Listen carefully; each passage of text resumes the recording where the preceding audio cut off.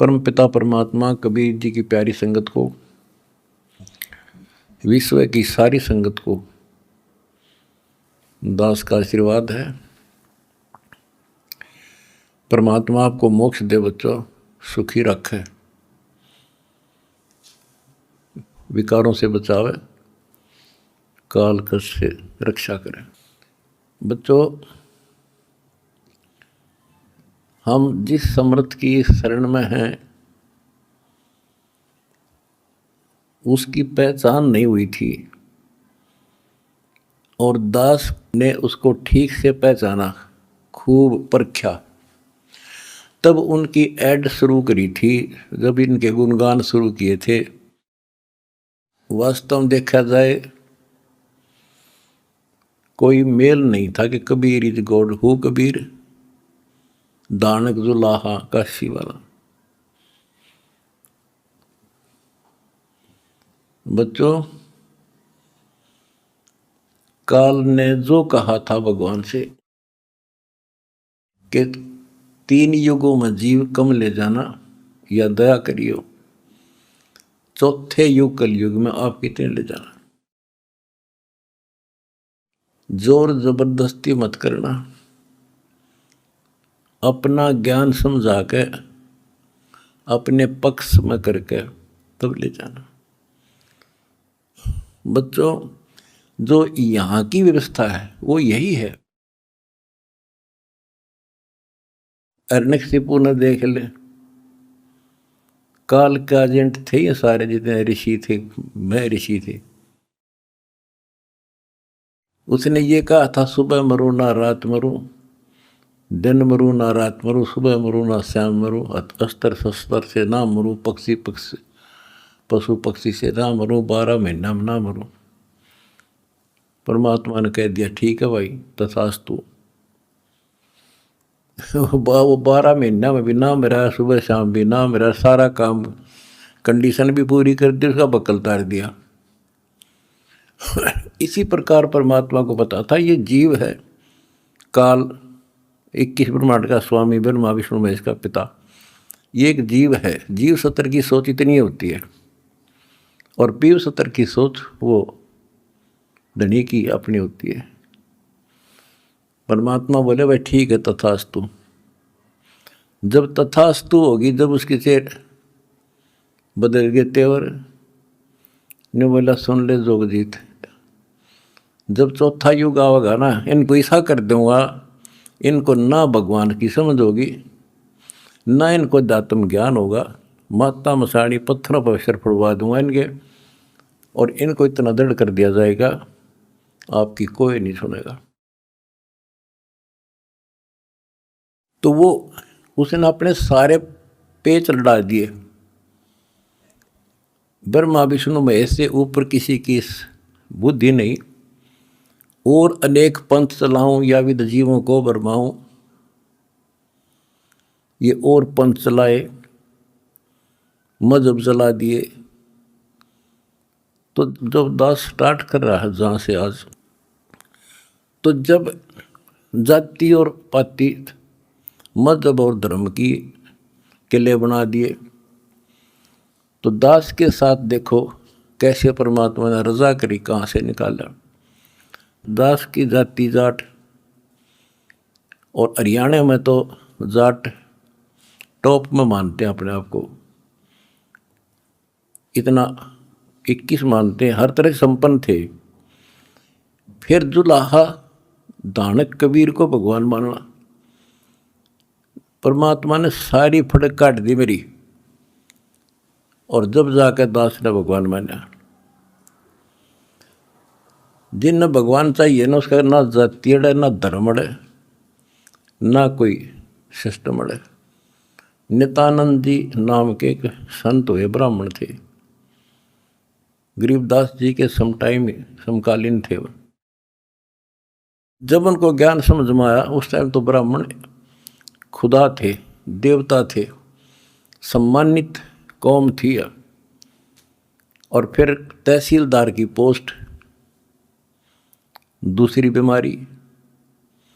जब ज्ञान समझ में आया, जब उसने एक कट्टे की बात कही थी, ब्राह्मण कुल में जन्म था, मैं करता बहुत मरोड़। गुरु गुमानी दास ने दिया कुबदगढ़ तोड़े, तो ये कुबदगढ़ दास का टूट गया। मेरे गुरु भगवान ब्राह्मण, मेरे भगवान गरीब कबीर साहब, धानक दुलाहा और दास जाट। अब एक कम एक हो गया हम, कितना भी किसी चीज़ में, किसी जीव में, चाहे कोई भी हो, हमने तो अपना सा दिखा है।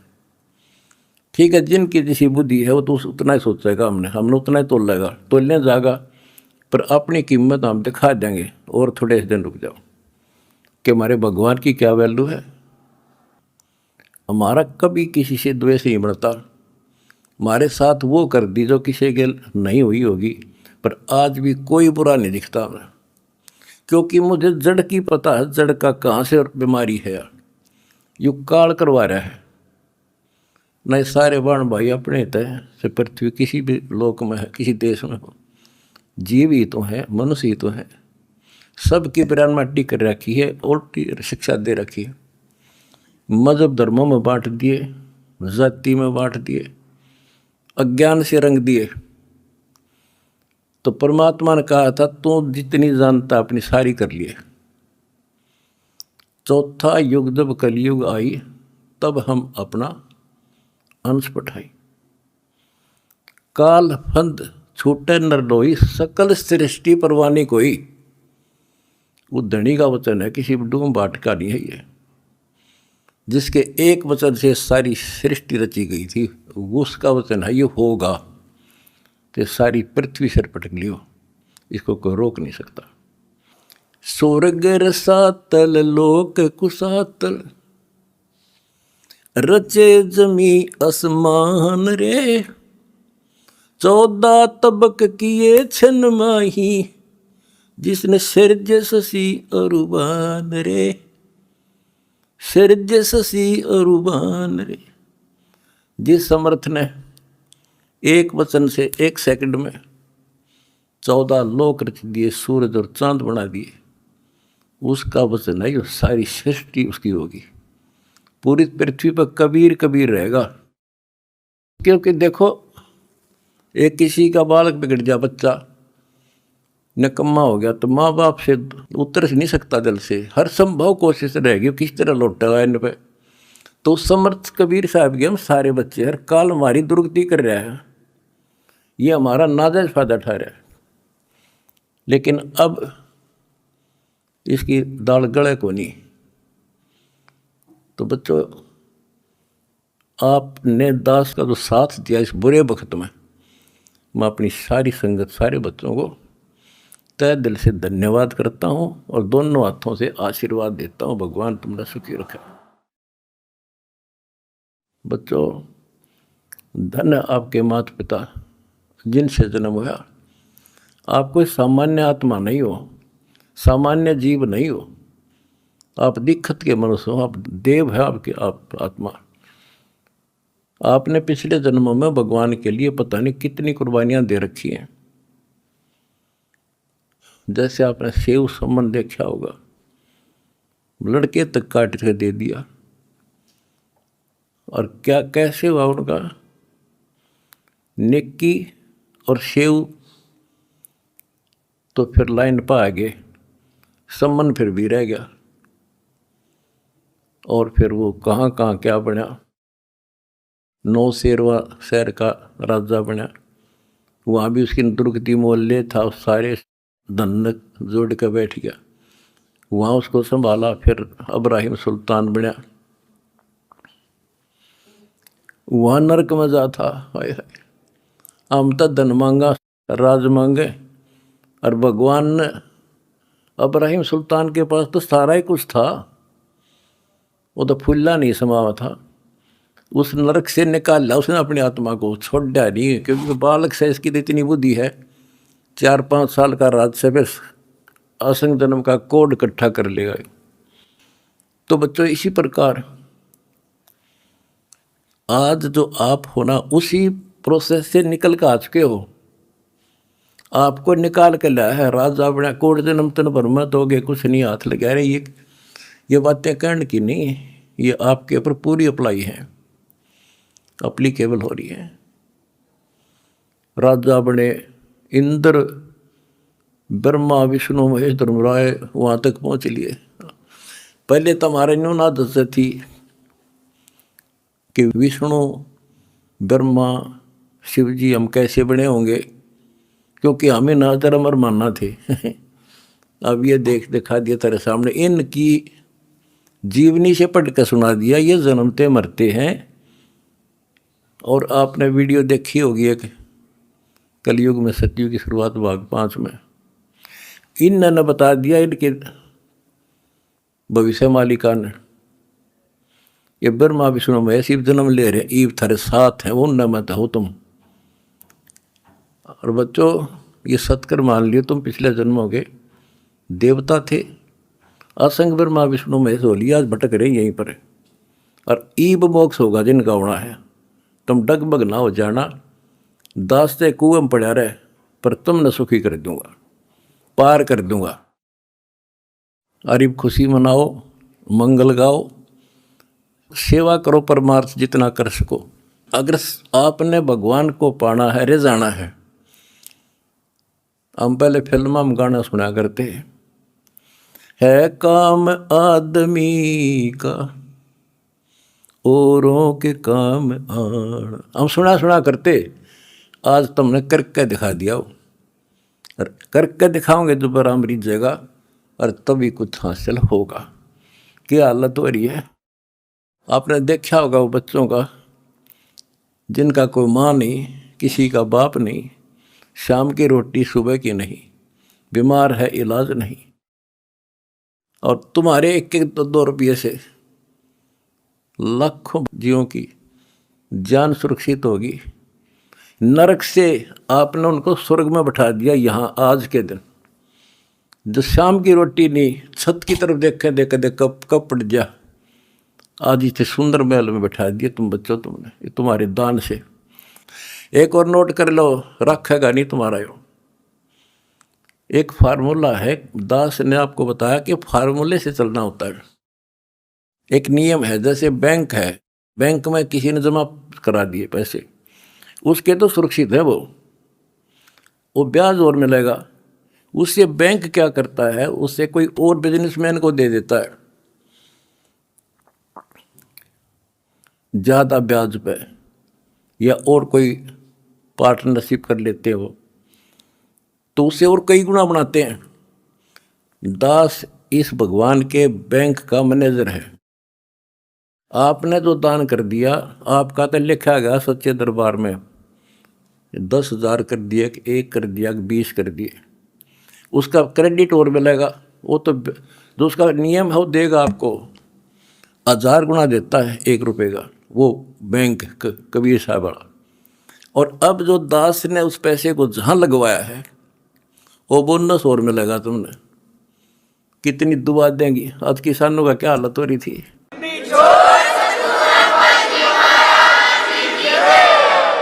ये बोनस मिलेगा आपने। कितने गांव में कितने दुखी बच्चे थे, ढूंढ के तेरे भाई बहना ने आज उनको सर पर रख लिया अपने। एक फ़ोन करते हैं 10 बच्चे खड़े पाते हमारे उनके पास। अच्छा, उधर से किसान किस स्थिति में थे। एक गांव में हम तो धर्म ढूंढते फिर थे, हमने धर्म कित मिले और इकट्ठा है धर्म गांव में मिल गया हमने। आज कई 10-10 हज़ार 5-5 हज़ार सब दुखी थे, भुगत रहे थे। पैर टेकने जगह नहीं, किसी पशु बांधन नहीं थी, कि तो खान न टट्टी जान जगह थी। बीमारी की समस्या और आ जाती।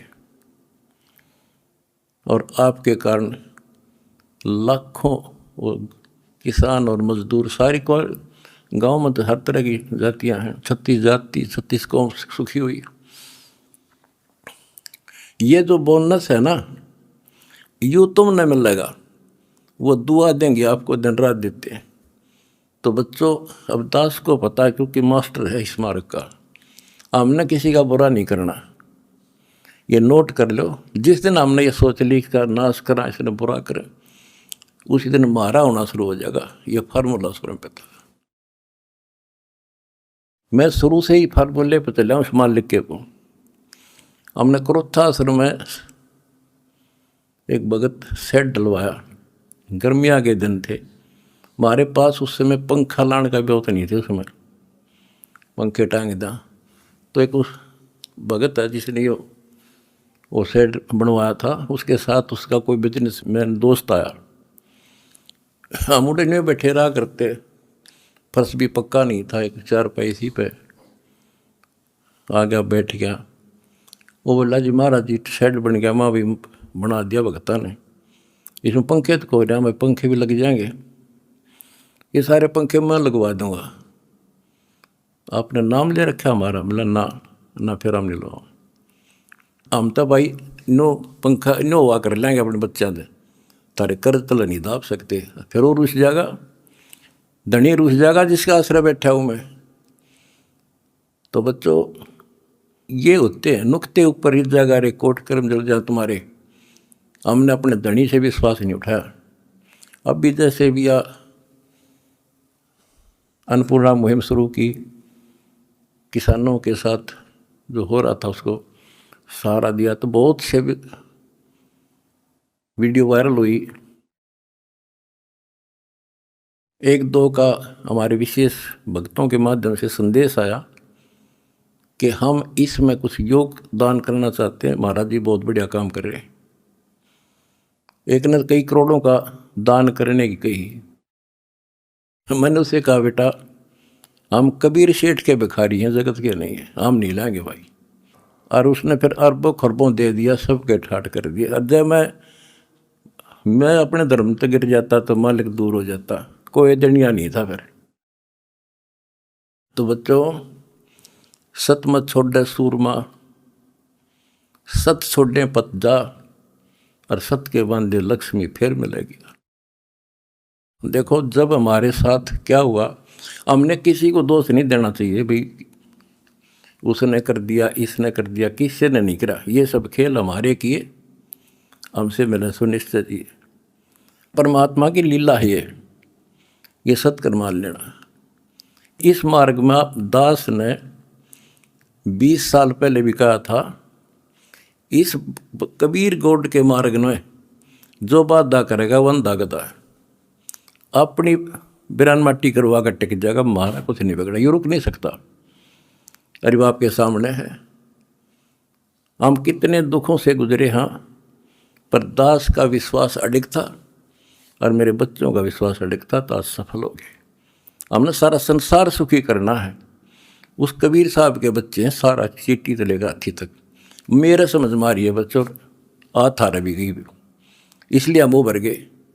और तुम्हारे साथ बैठा तारा गुरु जी, कितना ना मरया और ना मरूं।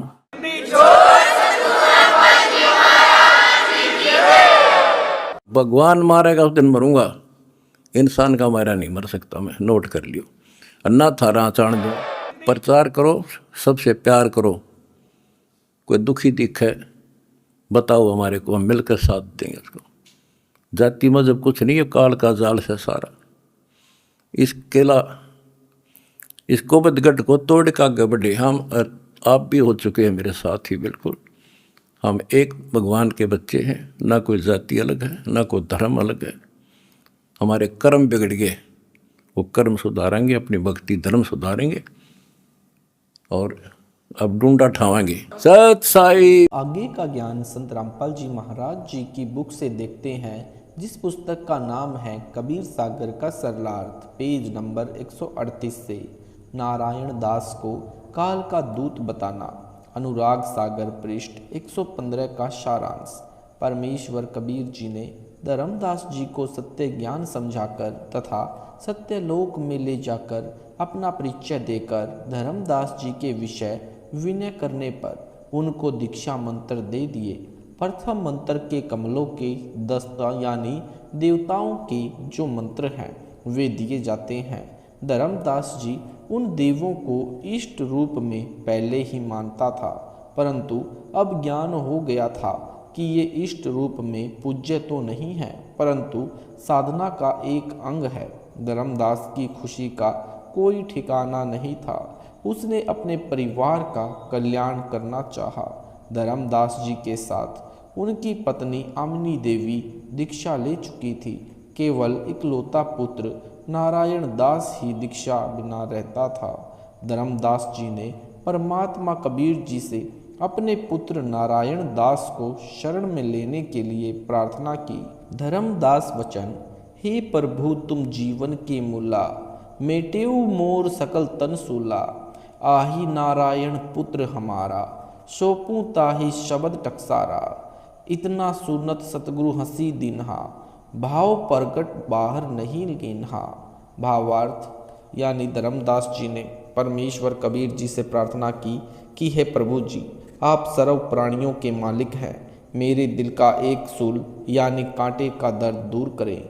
मेरा पुत्र नारायण दास है, उसको भी टकसार शब्द यानी वास्तविक मोक्ष मंत्र देने की कृपा करें। जब तक नारायण दास आपकी शरण में नहीं आता, तब तक मेरे मन में सूल यानी कांटे जैसा दर्द बना है। धर्मदास जी की बात सुनकर परमात्मा अंदर ही अंदर हंसे। हंसी को बाहर प्रकट नहीं किया। कारण यह था कि परमेश्वर कबीर जी तो जाने जान है, अंतर्यामी है। उनको पता था कि काल ने यानी काल का मुख्य दूत मृत्यु अंधा ही नारायण दास रूप में धर्मदास के घर पुत्र रूप में जन्मा है। कबीर परमेश्वर वचन, धर्मदास तुम बोलावा तुरंता, जेहि के जानहु तुम शुद्ध अंता। धर्मदास तब सब ही बुलावा, आए खसम के चरण टिकावा। चरण गहो समरथ के आई, बहुरी न भव जल जन्मो भाई। इतना सुनत बहुत जीव आए, धाय चरण सतगुरु लिपटाए। यक नाही आए दास नारायण, बहुतक आए परे गुरु पायन। धर्मदास सोच मन किन्हा, काहे न आयो पुत्र पर बीना। भावार्थ, कबीर परमेश्वर जी ने कहा कि हे धर्मदास, अपने पुत्र को भी बुला ले, और जो कोई आपका मित्र या निकटवासी है उनको भी बुला लो, सबको एक साथ दीक्षा दे दूंगा। धर्मदास जी ने नारायण दास तथा अन्य आस पड़ोस के स्त्री और पुरुषों से कहा कि परमात्मा आए हैं, दीक्षा लेकर अपना कल्याण कराओ, फिर यह अवसर हाथ नहीं आएगा। यह बात सुनकर आसपास के बहुत से जीव आ गए, परंतु नारायण दास नहीं आया। धर्मदास जी को चिंता हुई कि मेरा पुत्र क्यों नहीं आया, वह तो बड़ा प्रवीण है, तीक्ष्ण बुद्धि वाला है। धर्मदास जी ने अपने नौकर तथा नौकरानियों से कहा कि मेरे पुत्र नारायण दास को बुलाकर लाओ। नौकरों ने देखा कि वह गीता पढ़ रहा था और आने से मना कर दिया। नारायण दास वचन, हम नहीं जाए पिता के पासा, वृद्ध बहे सकलो बुद्धि नाशा।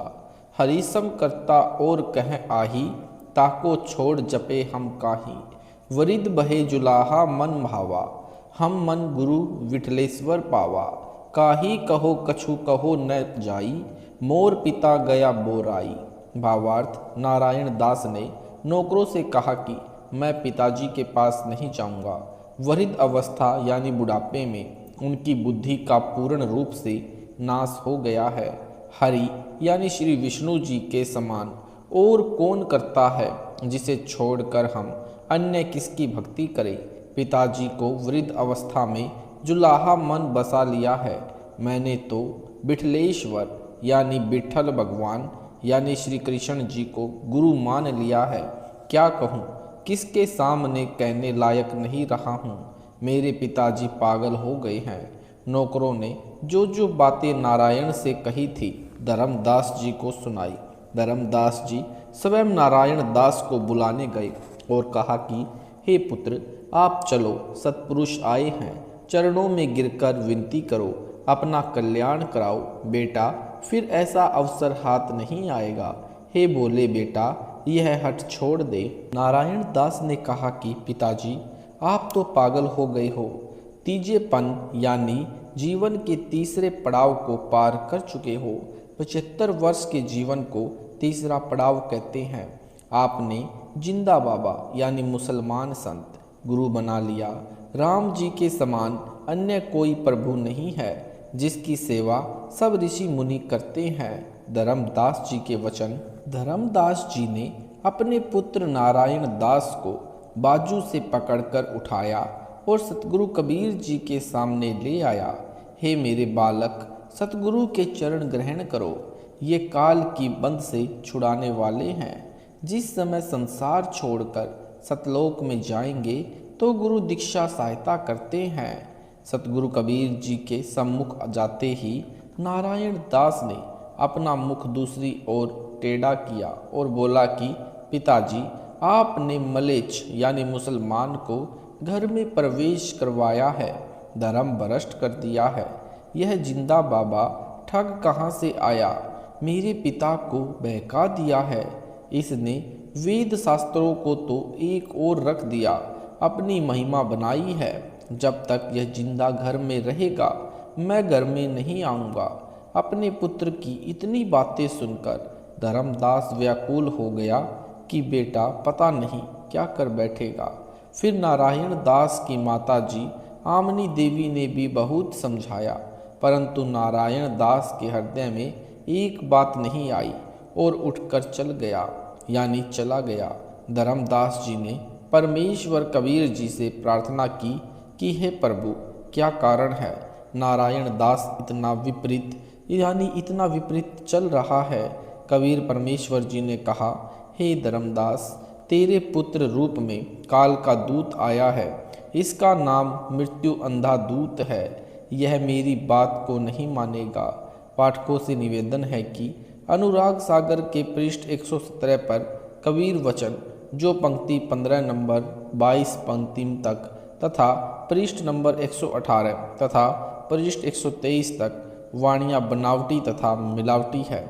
यह धर्मदास जी के बिंद यानी परिवार वाले महंतों ने नाश कर रखा है, क्योंकि जिन 12 पंथों का यहाँ वर्णन है वह कबीर बानी अध्याय में कबीर सागर में अध्याय 134 पर लिखे प्रथम अंश से नहीं, यहाँ वर्णन है कबीर बाणी अध्याय में कबीर सागर में पृष्ठ 134 पर लिखे प्रथम अंश से बनी मिलता है। उसमें लिखा है कि प्रथम अंश उत्तम यानी चूड़ामणि यानी मुक्तामणि नाम साहिब के विषय में कहा है। यदि काल के 12 पंथों में प्रथम उत्तम है तो नारायण दास प्रथम पंथ का प्रवर्तक नहीं हो सकता, क्योंकि नारायण दास ने तो कबीर जी का मार्ग ग्रहण नहीं किया था। वे तो अंतिम समय तक श्री कृष्ण जी के पुजारी रहे थे। अपने छोटे भाई चूड़ामणि जी के दुश्मन बन गए थे। चूड़ामणि जी तो बांधवगढ़ त्याग कर कुदूमराल गांव चले गए थे। नारायण दास ने बांधवगढ़ में श्री कृष्ण जी का आलीशान मंदिर बनवाया था। श्री चूड़ामणि जी के कुदूरमाल जाने के कुछ वर्ष पश्चात बांधवगढ़ नगर भूकंप से नष्ट हो गया था। उसमें सब श्री कृष्ण पुजारी वैश्य रहते थे, जैसे हरियाणा में अग्रोहा में हुआ था। बाद में उसी बांधवगढ़ में श्री कृष्ण मंदिर बनाया गया है, जो वर्तमान में विद्यमान है, और उसको केवल जन्माष्टमी पर सरकार की देख रेख में 3 दिन दर्शनार्थ खोला जाता है। शेष समय में केवल सरकारी पुजारी मंदिर में पूजा करता है। कारण यह है कि उस स्थान पर खुदाई करना मना है। पहले खुदाई में बहुत व्यक्तियों को बहुत सोना चांदी हाथ लगा था, बाद में सरकार ने अपने कब्जे में ले रखा है। उस मंदिर का इतिहास नारायण दास सेठ से प्रारंभ होता है, यानी यह वहाँ का पुजारी तथा वहाँ के उपासक बताते हैं। धर्मदास जी के सर्व धन संपत्ति पर नारायण दास ने कब्जा कर लिया था। श्री चूड़ामणि नाम साहिब तो परमेश्वर कबीर जी के भेजे परमहंस थे। उनका उद्देश्य धन संपत्ति संग्रह करना नहीं था, परमात्मा के यथार्थ ज्ञान का प्रचार करना था तथा परमेश्वर कबीर जी के वचन अनुसार धर्मदास का वंश चलाना था, जो 42 पीढ़ी तक चलेगा। वर्तमान में 14वीं पीढ़ी चल रही है। चूड़ामणि की वंश गद्दी परंपरा में 6ठी पीढ़ी वाले ने वास्तविक भक्ति विधि तथा भक्ति मंत्र त्याग कर काल के 12 पंथों में भी 5वां टकसारी पंथ है, उसके बहकावे में आकर टकसारी पंथ वाली आरती चौका तथा 5 नाम यानी अजर नाम, अमर नाम, अमी नाम आदि आदि शुरू कर दिए थे, जो वर्तमान में दामाखेड़ा यानी छत्तीसगढ़ में गद्दी परंपरा वाले 14वें मंत्र श्री प्रकाश मुनि नाम साहिब प्रदान कर रहे हैं। अधिक जानकारी के लिए अनुराग सागर के पृष्ठ 138 से पृष्ठ 142 पर विस्तृत ज्ञान पढ़ें। आगे धर्मदास जी के दूसरे पुत्र चूड़ामणि की उत्पत्ति, अनुराग सागर पृष्ठ 124 का सारांश। कुछ वाणी काटी गई है, इसलिए वह प्रसंग बताता हूँ। धर्मदास जी को विश्वास नहीं हुआ कि नारायण दास वास्तव में कालदूत है। वह कबीर परमेश्वर जी से व्याकुल तथा पुत्र मोह से ग्रसित होकर कहा, हे सतगुरु जी, आप जो कहते हैं वह गलत नहीं हो सकता, परंतु मेरा मन मुझे परेशान कर रहा है कि नारायण दास तो भगवान का परम भक्त है, यह काल का दूत नहीं हो सकता। ऐसी करो, यानी ऐसी करो गुरुदेव, मेरी शंका समाप्त हो। परमेश्वर जी ने कहा कि हे धर्मदास, आप नारायण दास को फिर बुलाओ और दोनों पति पत्नी तुम आओ। जैसे तैसे नारायण दास बुलाया। परमेश्वर कबीर जी ने नारायण दास की प्रशंसा की। कहा कि धर्मदास, तेरे घर प्रभु का परम भक्त जन्मा है। यह जो भक्ति कर रहा है करने दो, देख इसके मस्तिष्क की रेखा। दोनों यानी आमनी तथा धर्मदास देखो, ऐसी रेखा करोड़ों में एक की ही होती है।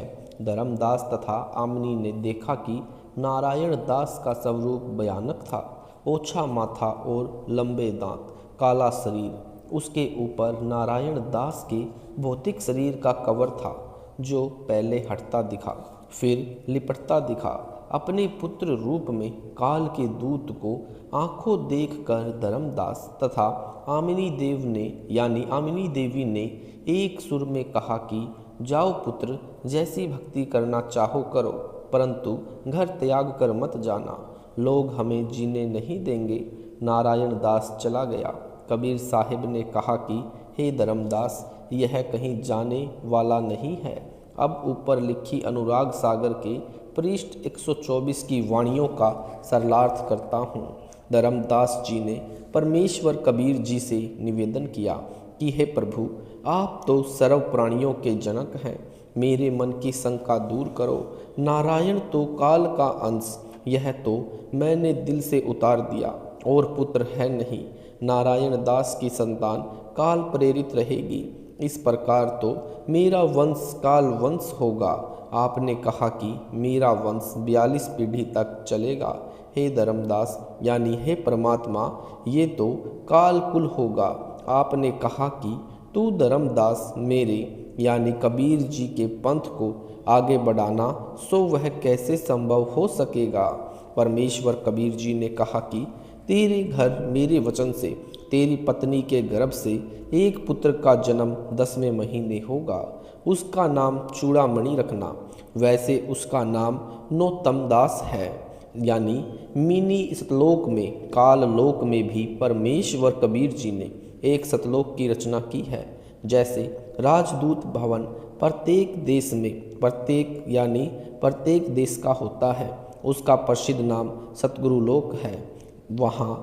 वहाँ से चूड़ामणि वाला जीव भेजा जाएगा। उसको मैं स्वयं दीक्षा तथा गुरुपद प्रदान करूँगा। अनुराग सागर के पृष्ठ 125 का सारांश।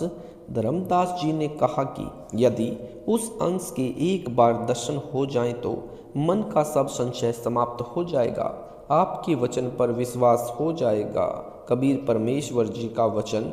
परमेश्वर कबीर जी ने कहा कि हे मुक्तामणि, तू मेरा नामक अंश है। मेरे से सुकृत ने यानी तेरे दर्शन का हट किया है। एक बार शिशु रूप में इसके आंगन में प्रकट हो और फिर वापस जाओ, यानी सतगुरु लोक यानी मिनी सतलोक से धर्मदास जी वाली आत्मा आई थी। वहाँ पर इनकी आत्मा का नाम सुकृत है।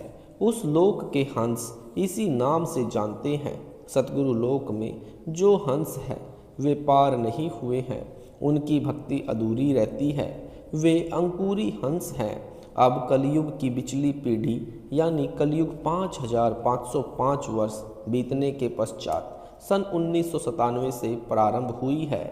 पृथ्वी पर जन्म लेंगे। यदि मेरे यानी रामपाल दास से दीक्षा लेंगे, वे सर्व सत्यलोक चले जाएंगे। परमेश्वर कबीर जी के कहते ही एक शिशु धर्मदास के घर के आंगन में पृथ्वी से 1 फुट ऊपर दिखाई दिया। एक पैर का अंगूठा मुख में, एक को हिला रहा था, फिर तुरंत चला गया। धर्मदास तथा आमिनी देवी अति हर्षित हुए, परमेश्वर के चरणों में दंडवत प्रणाम किया। धर्मदास वचन, हे परमात्मा, मेरी आयु अति वृद्ध हो चुकी है। उस समय धर्मदास जी की आयु लगभग 85 वर्ष की थी। आगे कैसे वंश चलेगा? कबीर परमेश्वर जी ने कहा कि यह जो शिशु आपने देखा था वह तेरी पत्नी के गर्भ से 10वें महीने जन्म लेगा। जो यह तुम्हारा पुत्र होगा यह हमारा अंश होगा। जो मैंने तेरे को सतनाम तथा सार नाम दिया है वह भंडार है, उसको उसे देना जिसे मैं कहूँ।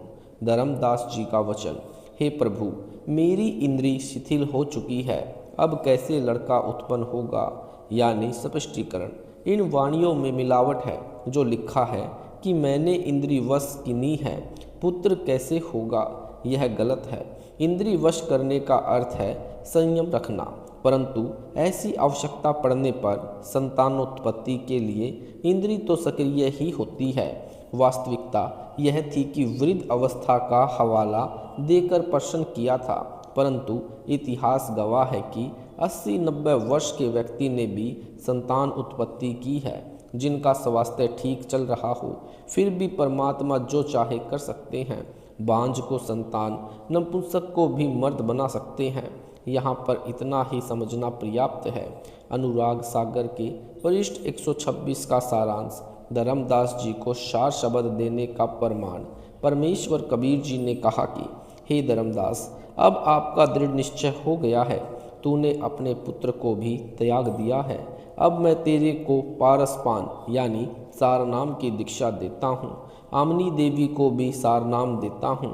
धर्मदास वचन, वाणियों को पढ़ने से ही पता चलता है कि इनमें कृत्रिम वाणी है। लिखा है कि रति सुरती सो गर्भ जो भेऊ, चूड़ा मणिदास वास तह लेऊ। इस वाणी से यह सिद्ध करना चाहा है कि सुरती से रति करने से चूड़ामणि का जन्म हुआ। इस प्रकार कबीर सागर में अपनी बुद्धि के अनुसार यथार्थ वर्णन कई स्थानों पर नष्ट कर रखा है। इसके लिए जो मैंने यानी रामपाल दास ने लिखा है वही यथार्थ जाने कि परमेश्वर की शक्ति से धर्मदास तथा आमनी के संयोग से पुत्र चूड़ामणि का जन्म हुआ। कई कबीर पंथी जो दामा खेड़ा गद्दी वालों के मुरीद यानी शिष्य हैं, वे कहते हैं कि चूड़ामणि के शरीर की छाया नहीं थी, जिस कारण से कहा जाता है कि उनका जन्म सुरती से हुआ है। यहाँ याद रखें कि श्री ब्रह्मा महेश विष्णु जी के शरीर की छाया नहीं होती। उनका जन्म भी दुर्गा देवी यानी अष्टांगी तथा ज्योति निरंजन के भोग विलास करने से हुआ। कबीर सागर के अध्याय ज्ञान बोध के पृष्ठ 21-22 पर वाणी है, धर्म राय किने भोग विलासा, माया को रही तब आशा। 3 पुत्र अष्टांगी जाए, ब्रह्मा विष्णु शिव नाम धराए।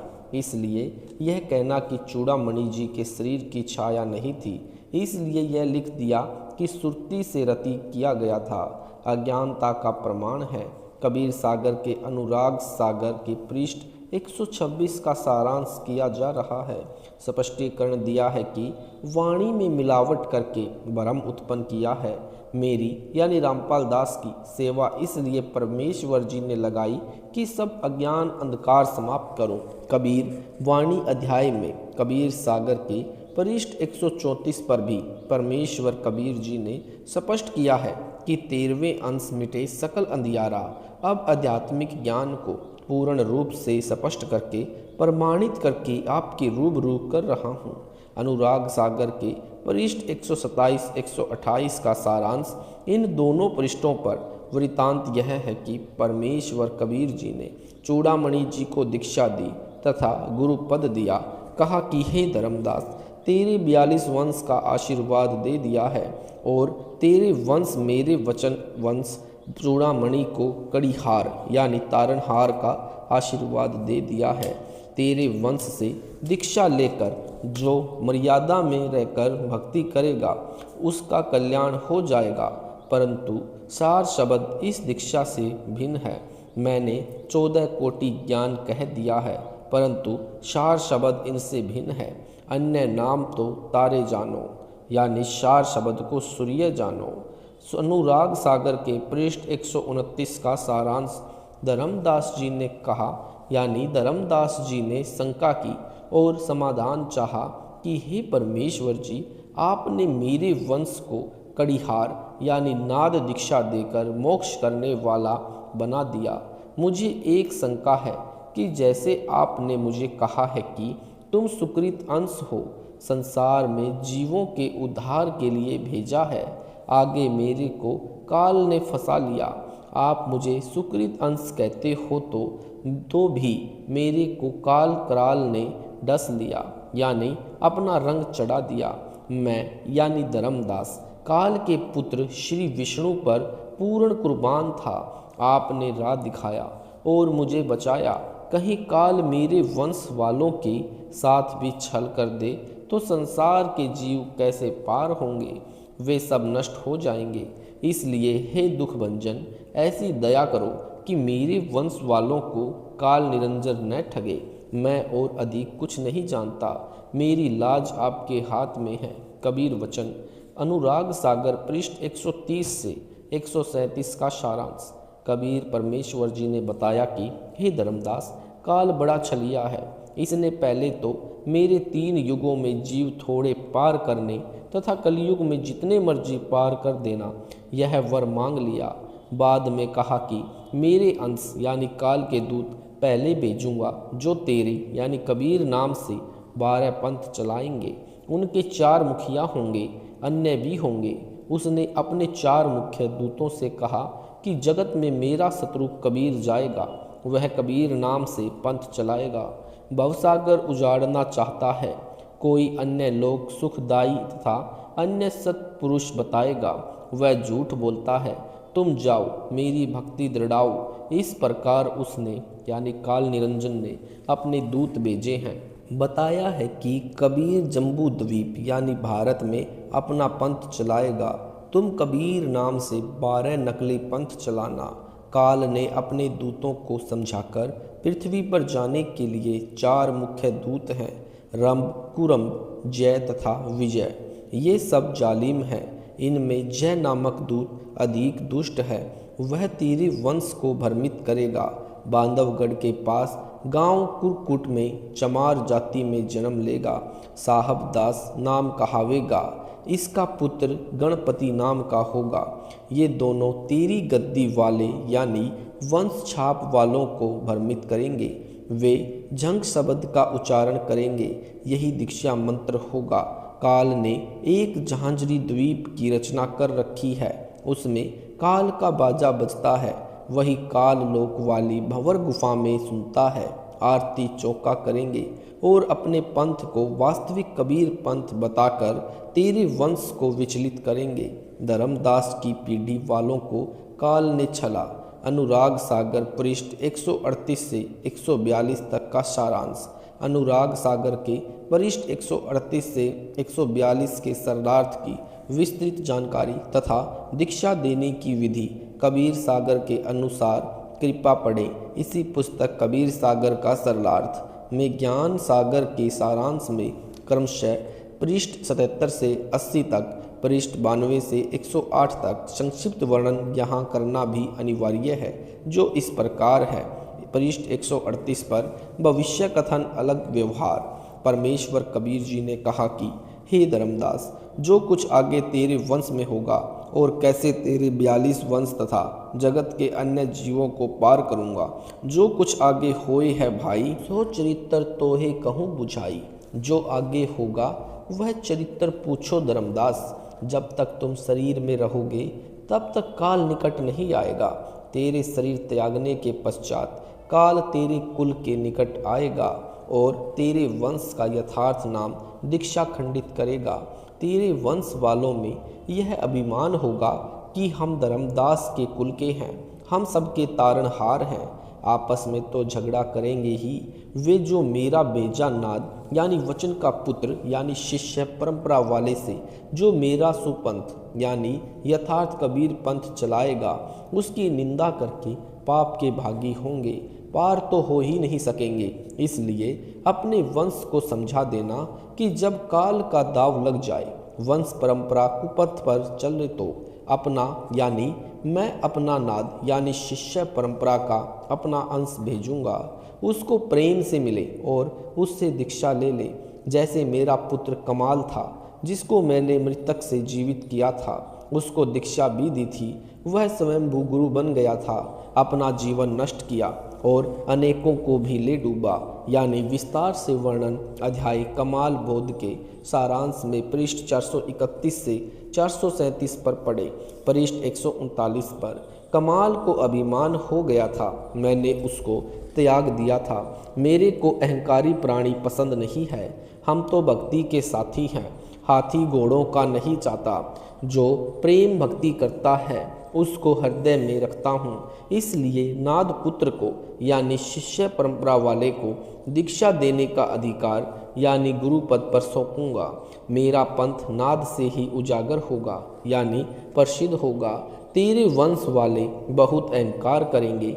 धर्मदास जी ने चिंता जताई कि आप नाद वाले को गुरु पद दोगे, परंतु मेरे वंश अहंकार करेंगे, ये कैसे हो सकता है? परंतु मेरे वाले मोक्ष कैसे प्राप्त करेंगे?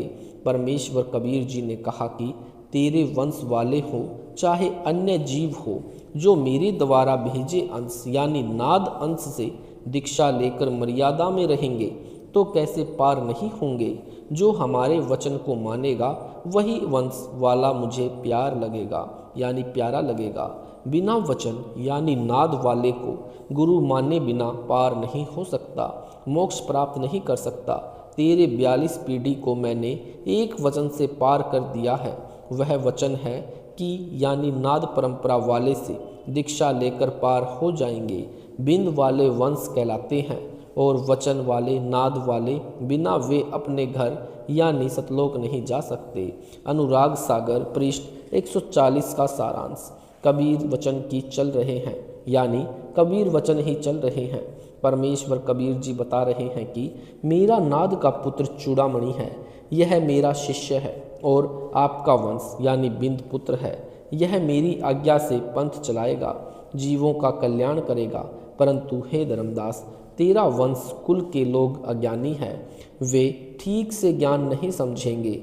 मेरे अंश को यानी जो मैं भेजूंगा नहीं समझ सकेंगे और अन्य काल के दूतों से भ्रमित होकर कुमार्ग पर चलेंगे। जो कुछ आगे तेरी वंश गद्दी वालों के साथ होगा वह सुन। चूड़ामणि के पश्चात छठी पीढ़ी वाले मंत्र को काल द्वारा चलाए गए 12 पंथों में से 5वां टकसारी पंथ होगा, वह ठगेगा। अपना ज्ञान सुनाकर प्रभावित करके काल जाल में डालेगा। तेरा छठी पीढ़ी वाला यानी पोता उस टकसारी पंथ वाले से दीक्षा लेगा और उसी वाला आरती चौका किया करेगा। वही हुआ वर्तमान में जो दीक्षा बांधवगढ़ वाले गद्दी मंत वाले दे रहे हैं तथा जो आरती चौका कर रहे हैं, वह वही काल के दूत टकसारी वाली है। हे धर्मदास, इस प्रकार तेरे वंश अज्ञानी होकर काल के धोखे में पड़कर नरक में जाएगा। तेरा वंश मेरी वह दीक्षा जो मैंने चूड़ामणि को दी है उसको छोड़ देगा, टकसारी वाली दीक्षा लेकर अपना जीवन नाश करेगा। ऐसे तेरे वंश यानी कुल दुर्मति को प्राप्त होगा। वे तेरे वंश वाले ठग मेरे नाद अंश को बाधित करेंगे, पाप के बागी होंगे। धर्मदास वचन, हे परमात्मा, पहले तो आप कह रहे थे कि तेरे 42 पीढ़ी को पार कर दूंगा, अब आप कह रहे हो कि काल जाल में फंसेंगे। ये दोनों बात कैसे सत्य होंगी? कबीर जी का वचन। परमेश्वर कबीर जी ने कहा, हे धर्मदास, तुम सावधान हो और अपने वंश को समझा देना कि जिस समय काल चपट्टा लगाएगा यानी मार्ग से तेरे वंश को भ्रमित करेगा, तो मैं अपना नाद यानी शिष्य परंपरा वाला हंस प्रकट करूँगा। यथार्थ कबीर पंथ यानी भक्ति मार्ग से भटके मानव को सत्य भक्ति पर दृढ़ करूँगा। उसी से दीक्षा लेकर तेरे वंश वाले मोक्ष प्राप्त करेंगे। वचन वंश यानी चूड़ामणि की संतान भी नाद यानी शिष्य शाखा वाले से दीक्षा लेकर मोक्ष प्राप्त करेगा। विशेष विवेचन, कुछ व्यक्ति इस प्रकार से सुनकर भ्रम फैलाते हैं कि परंपरा यानी रामपाल के बिंद वालों से इस पंथ का नाश होगा।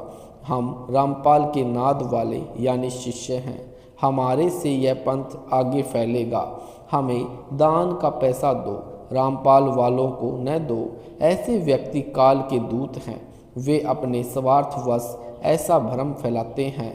मैं स्पष्ट करना चाहता हूँ कि धर्मदास के बिंद वाले गुरु पद प्राप्त करके भक्ति विधि में परिवर्तन करके सत्य साधना त्याग कर काल साधना करते कराते हैं। भक्ति विधि तथा ज्ञान गलत होने से यथार्थ पंथ का नुकसान यानी ह्रास होता है। मेरे पश्चात कलयुग में कोई गुरु पद पर रहेगा ही नहीं। यह 13वां अंतिम पंथ है। यह दास यानी रामपाल दास अंतिम सतगुरु है।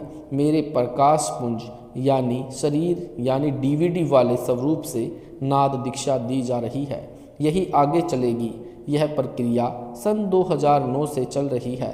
लाखों अनुयायी बन चुके हैं, प्रत्येक को लाभ हो रहा है और होता रहेगा। अब न तो भक्ति विधि यानी भक्ति के मंत्र बदल सकते हैं, न ज्ञान। फिर पंथ नष्ट होने का प्रश्न ही नहीं रहता। नाद और बिंद का झंझट ही समाप्त हो गया है। DVD से गुरु जी के नाम को दिलाने की सेवा नाद वालों को मिले चाहे बिंद वालों को, पंथ नष्ट नहीं हो सकता, आगे ही बढ़ेगा। सत साहिब जी, अगर आपको वीडियो अच्छा लगा है तो वीडियो को लाइक करें, शेयर करें, कमेंट करें। ऐसे ही वीडियो देखने के लिए यूट्यूब पर हमारे चैनल सतलोक इन संत रामपाल जी महाराज जी चैनल को सब्सक्राइब जरूर करें।